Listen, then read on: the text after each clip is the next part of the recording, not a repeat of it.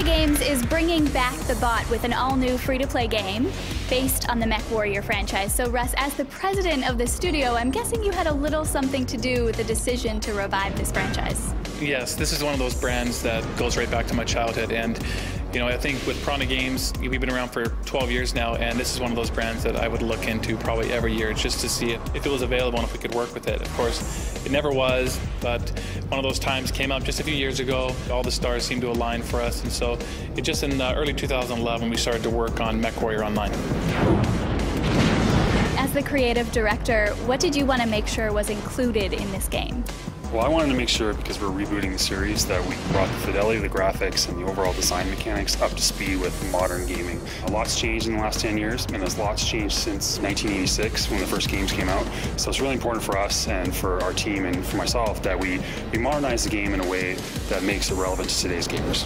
There are a lot of changes and a lot of things that have never been seen in a MechWarrior game before. What are those things? We have physics that we've never had before. Our animation systems are phenomenal with the CryEngine 3 that we're using.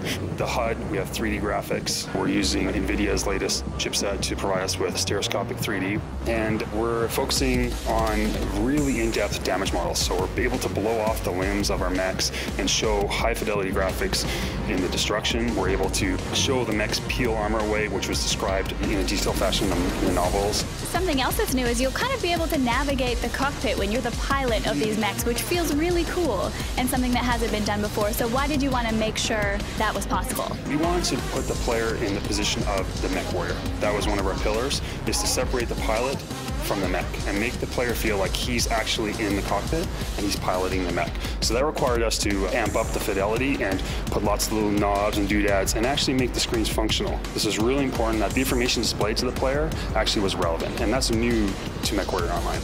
There's obviously a lot of stuff to take in here, but to bring it back down to basics, why do you think gamers of any kind, not just fans of MechWarrior, would enjoy playing this game? Well, it's about big giant robots beating the crap out of themselves, so it's a very rewarding and satisfying experience. We give the player a large overarching metagame which rewards them for good roleplay, fulfilling how they play their mechs properly on the battlefield. So I think it just caters to that action-oriented player who just enjoys getting in, fighting, and getting something out of it.